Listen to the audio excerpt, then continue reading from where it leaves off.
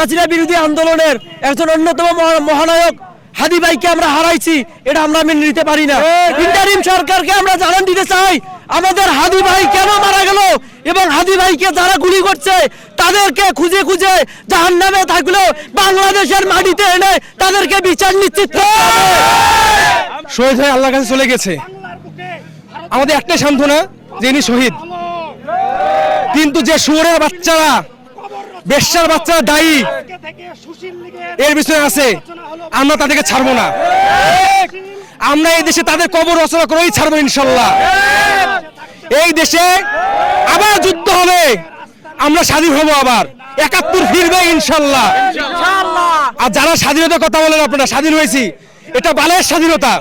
যে দেশে অন্যায়ের বিরুদ্ধে প্রতিবাদ করলে, ভারতের বিপক্ষে কথা বললে হত্যা করা হয়, এটাকে স্বাধীনতা বলে না।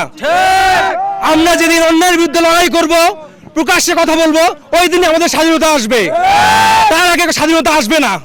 ভারত থেকে তাদের আমরা যেন এই বাংলার মাটিতে তাদের যেন বিচার হয়, এই দাবিতে আমরা আজকে এই রংপুরে আমরা আন্দোলন করতেছি। এটা যাতে আমরা সফলভাবে পালন করতে পারি, তাদের যেন এই বাংলার মাটিতে বিচার হয়, এই দাবি আমাদের। চাই যারা হাদি ভাইকে নির্মমভাবে হত্যা করলো তাদেরকে ভারত থেকে যেভাবে আনা হোক, এনে তাদেরকে যথাযথ শাস্তির আওতায় আনতে হবে, এটাই আমাদের একমাত্র চাওয়া। অতি বিলম্বে যে সন্ত্রাসী যারা সন্ত্রাসী করছে, কার প্রচুরণে তারা ভারতে গেল, আমরা এর সুষ্ঠু বিচার চাই, অন্যথায় সারা বাংলাদেশ অচল করে দেওয়া হবে। আমরা সবাই হাতে যাবো।